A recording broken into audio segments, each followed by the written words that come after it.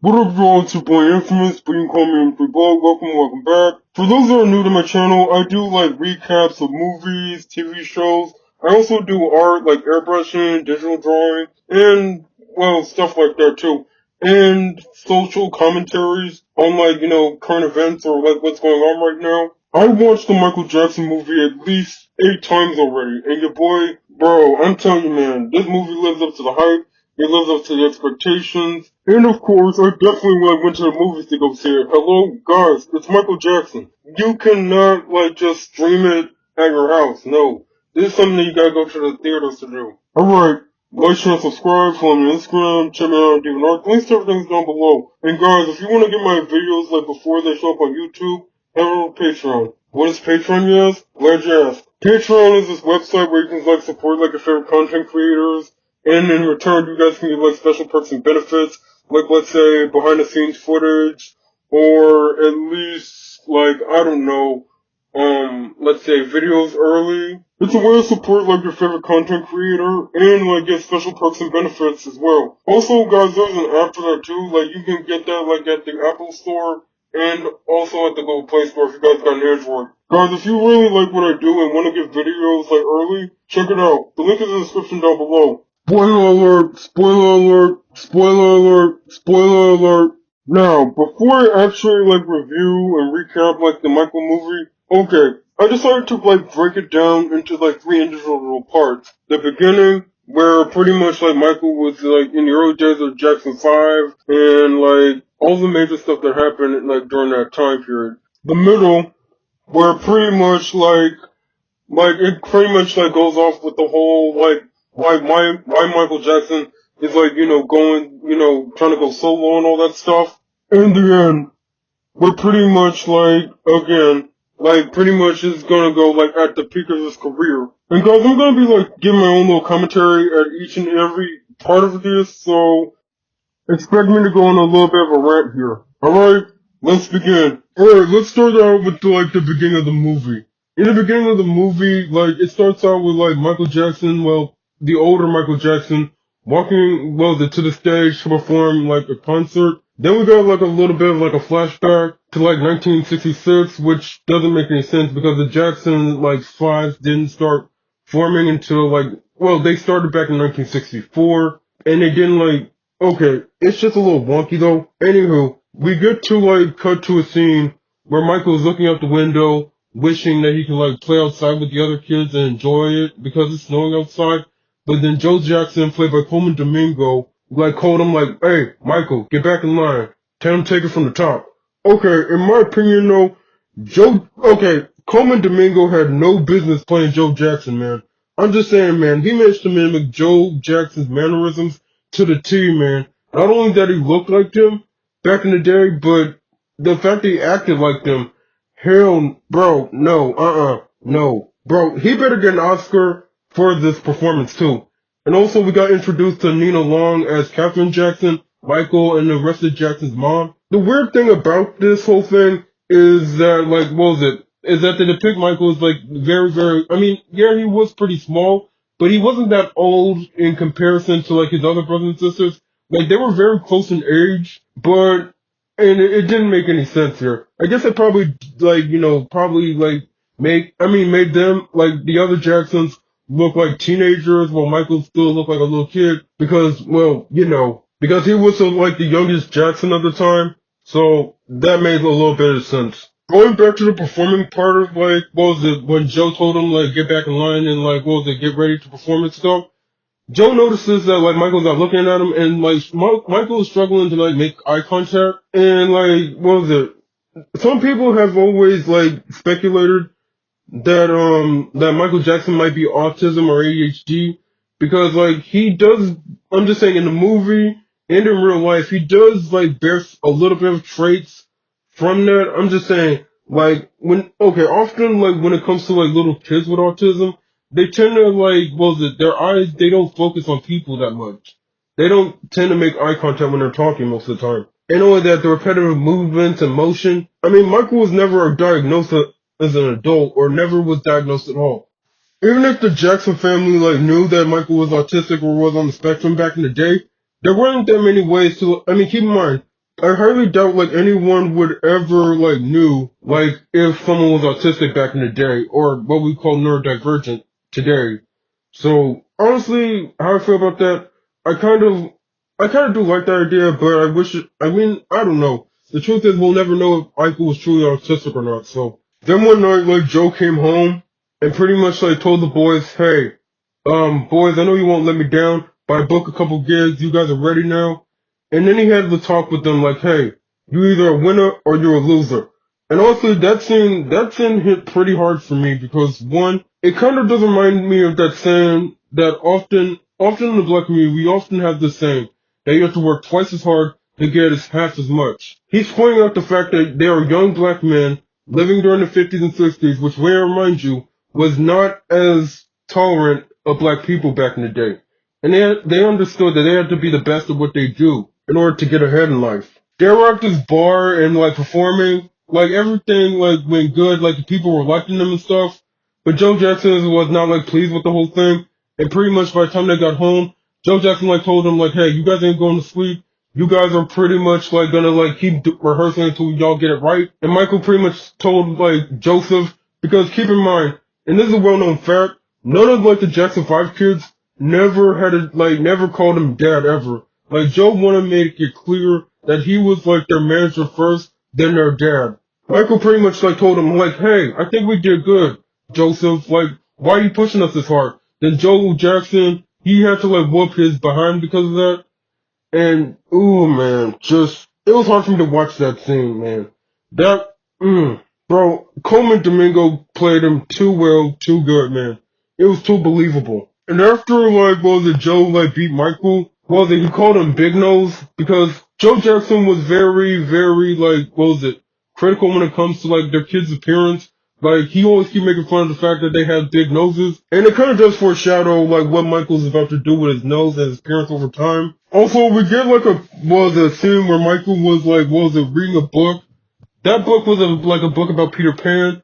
And to be honest with you, like, the pictures of book kind of does look like the Disney version a little bit, but with different colors. They probably have to change the colors because, you know, they're not owned by Disney and all that stuff. Then after that, like we got like a whole montage of them like trying to beat the Jackson 5. Joseph's like hitting him off screen. One of the things I kind of like was asking is where's Rebe at? Why is Latoya the only girl in that movie? Like what gives? Janet Jackson pretty much like stated that the reason why she didn't want her character, or at least her, to like actually show up in the movie is because they felt like they what was it, misrepresented like the history behind like the whole Jackson 5 family a little bit. And it felt like, you know, like it's like exploiting Michael's legacy and all that stuff. And I kind of agree with her to an extent, but also I was mad that there was no Janet Jackson in this one. Like, what the heck, man? Also, like during like the montage though, if you paid attention and you see like Michael like watching this dude like dance on screen, that is actually James Brown.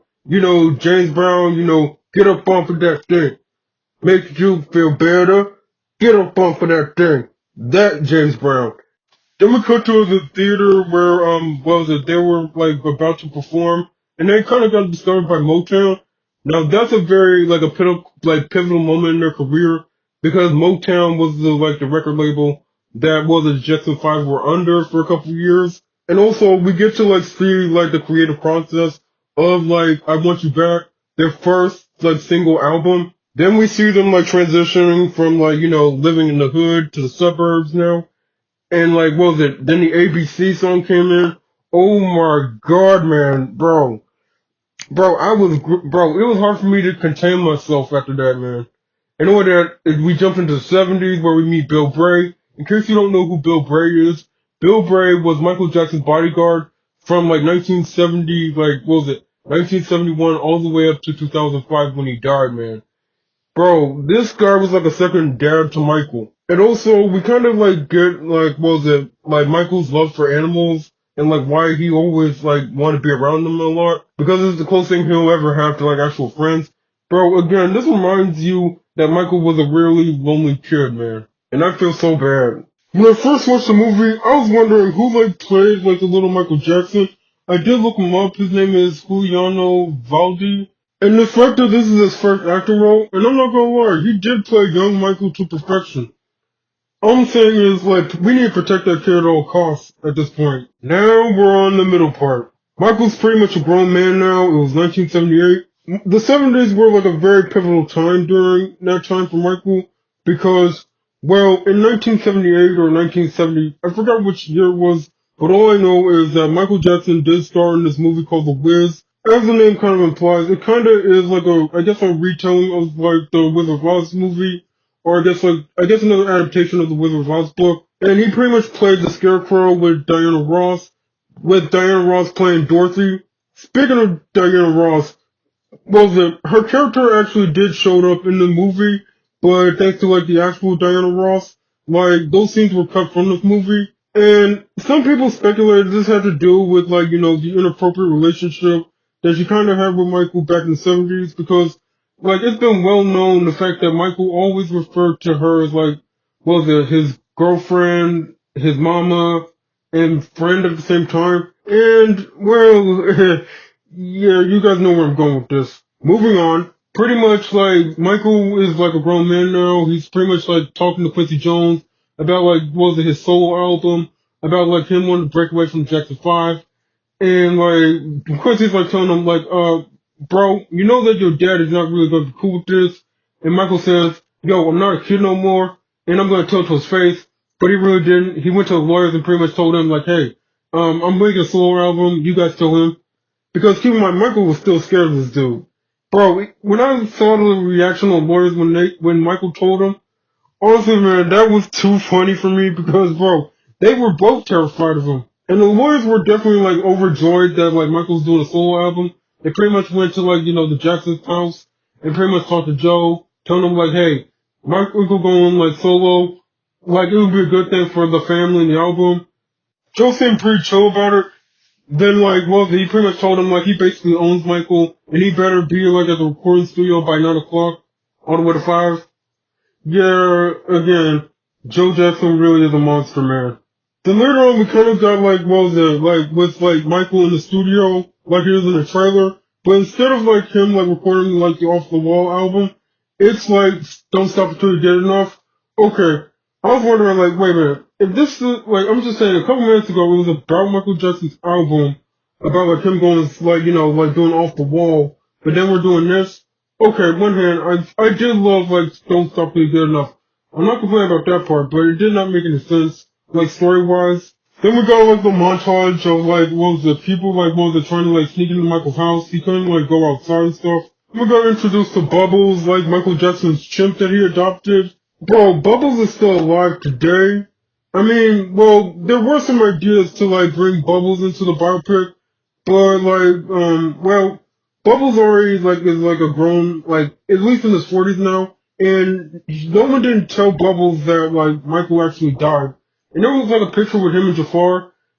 Like, some people said, Bubbles got, Jafar confused with Michael because of the fact they look the same. So they pretty much, like, had to CGI Bubbles, like, into the whole thing. Like, Bubbles and Michael were very close and tight-knit. Sometimes he would bring him into the studio as well, whenever, like, he's working on songs. Then we got, like, Michael, like, visiting, like, a doctor for a nose job. Honestly, man, that scene really did hit hard for me. Like, man, I was really upset. And also, I'm glad, the doctor, I mean, before the actual doctor, like, came in and, like, marked his nose and stuff, the nurse pretty much, like, asked him, like, about, like, his conditions and all that stuff. And he mentioned something about vitiligo. Bro, I was like, thank God, finally. Because the public did not know about, like, Michael having vitiligo this whole time until, like, I don't know, somewhere in the early 90s. And I'm glad they, like, put that in the film now. And again, because, like, before, like, the 90s in that interview with Oprah, like, he didn't, no one didn't know that, like, like, has this disorder. Some people speculated that he bleached his skin, but it has been officially confirmed when Michael Jackson died during the autopsy report. They actually did had like vitiligo in the first place.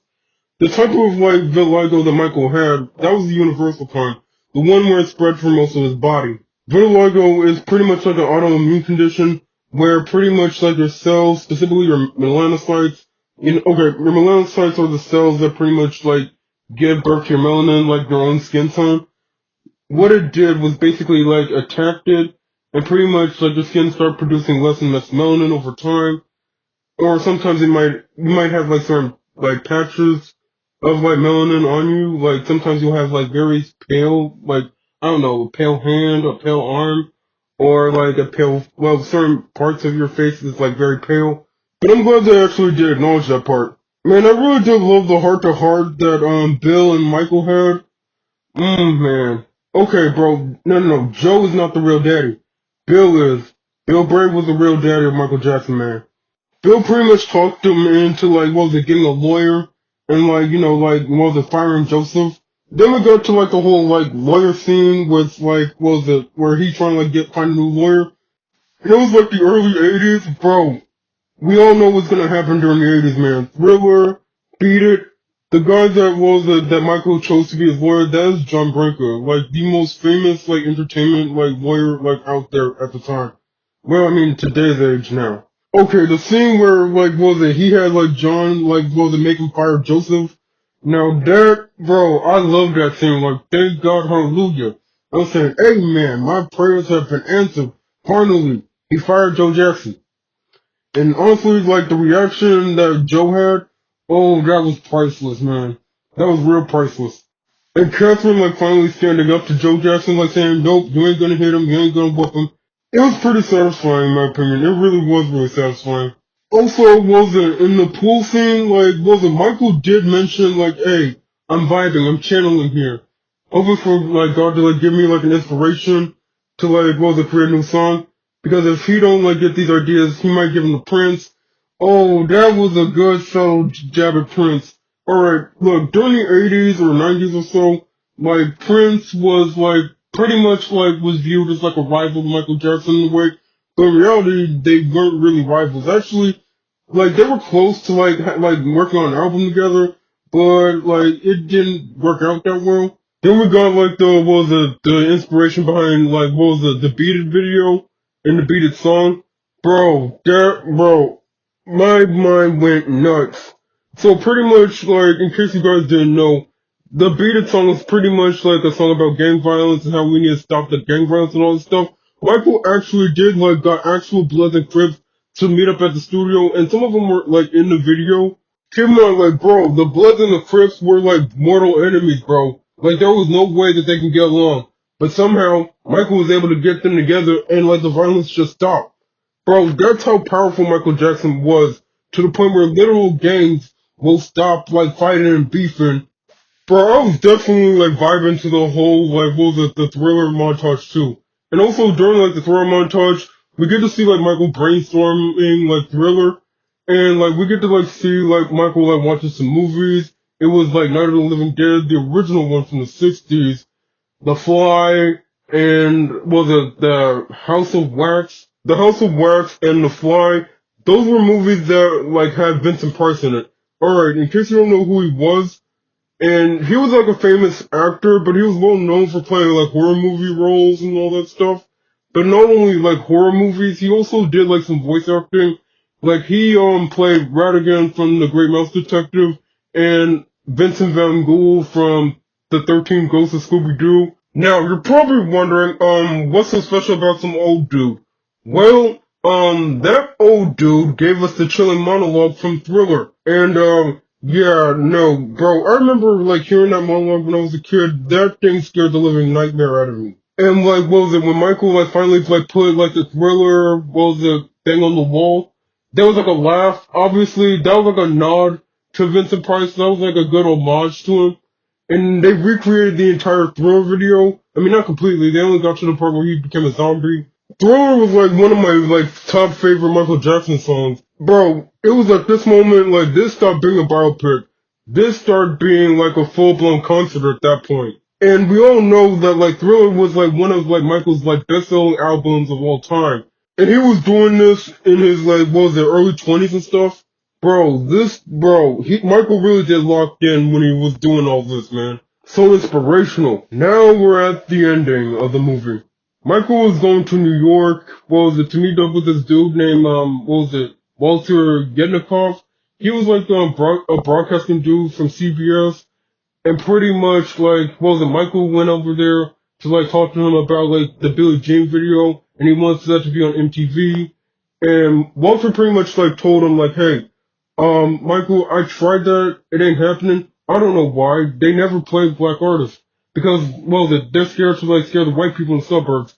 Okay, this kind of like leaded into like the whole MTV controversy with Michael, because Michael was the first black artist to like ever be put on MTV. MTV mostly like played like white rock and roll artists at the time, and like they were pretty much racist at the time. Not surprised. Well, I mean, let's be honest.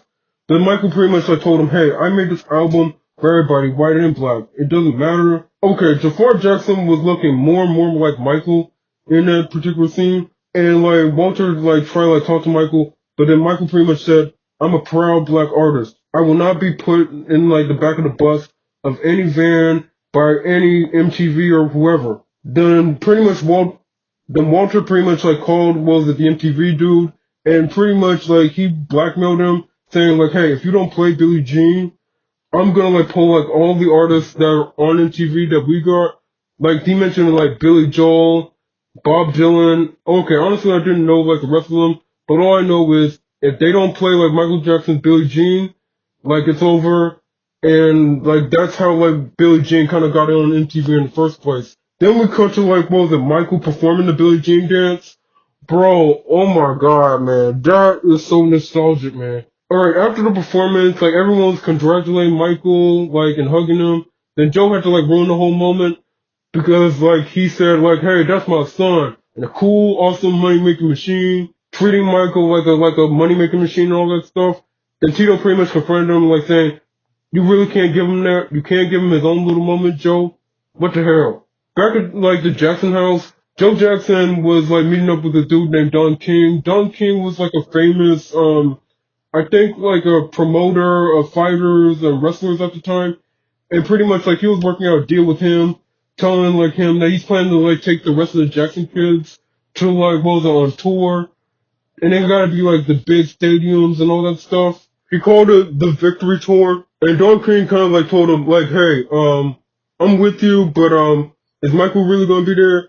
Because there ain't no like, what was it, Jackson 5 tour without Michael Jackson. And Don King also mentions like there's like a, what was it, Pepsi's looking for like a new spokesperson, you know, to be like the face of the company, and Michael could be that, shoot some commercials here and there. And like Joe said, yeah, Michael will do it, Michael will do it. Michael was about to like head to his room, then Joe pretty much like ambushed him, told him about like the whole like, what was it, going on tour with them. Michael said, no, I need to live my own life, I don't want to do this tour.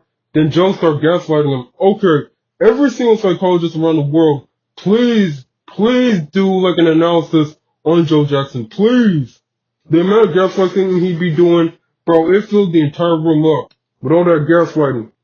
Michael reluctantly like did like, what was it, like did like the whole tour and the Pepsi commercials, and it kind of did like led into like the whole Pepsi incident, where pretty much like a, what was it, pyrotechnical malfunction kind of like caught like Michael's hair on fire. Like it burned like through his skin and got to the bone and his nerves.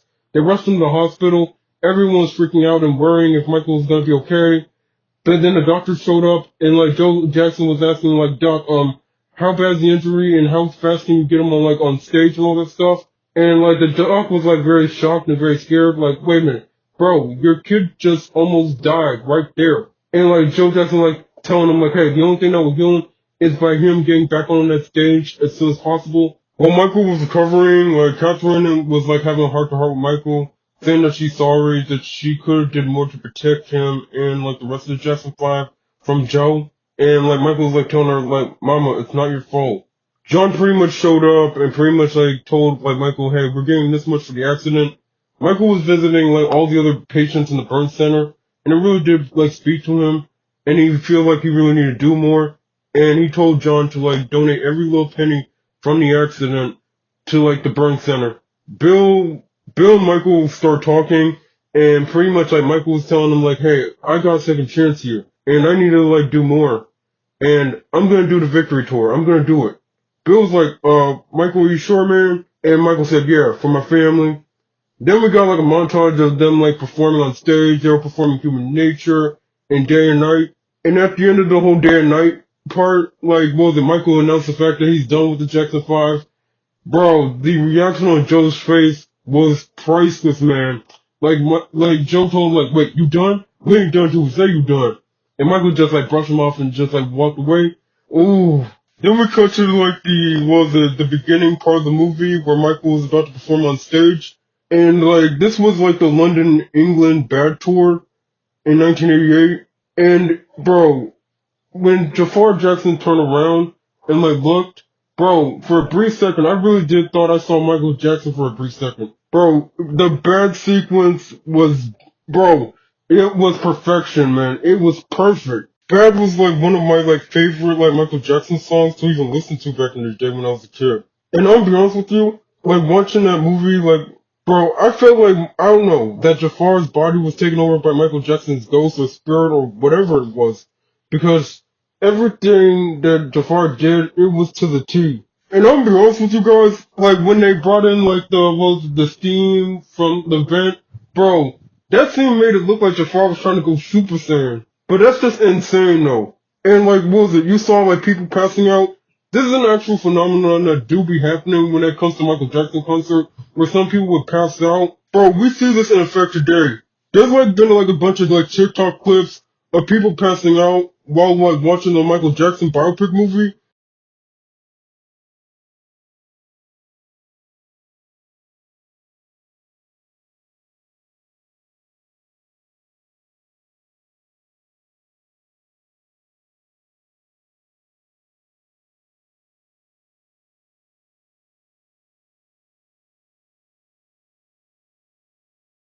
Overall opinion, bro, I really did like this movie, despite all the objections, despite, well, I mean, the sanitization of the whole Michael story. But I overall enjoyed this movie, man. Jafar Jackson has really done his thing on this one. And bro, Coleman Domingo, bro, he looked too much like Joe, man. He looked too much like Joe in this movie. And bro, I hope that Jafar Jackson and Coleman Domingo definitely get an Oscar for this because the performance is outstanding. This movie like hits different for me because, well, I'm an early Gen Z kid, which means I was like born in the year 2000s.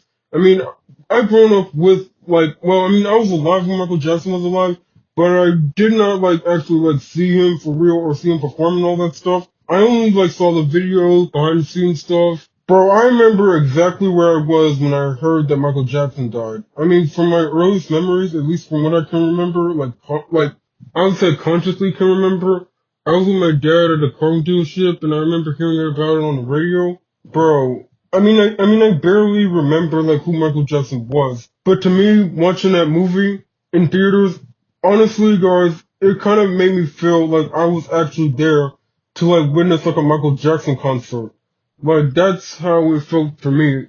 Watching the Michael Jackson biopic was the closest thing that my generation, and let's be honest, every other generation, like going forward, will ever get to like being in a Michael Jackson concert. This movie is 100% like proof on like why Michael Jackson is still goated to this day. From what I heard, like what was it? The Michael Jackson biopic movie just reached like $700 million in the box office right now, and this is only like week 3 or almost 4 at this point.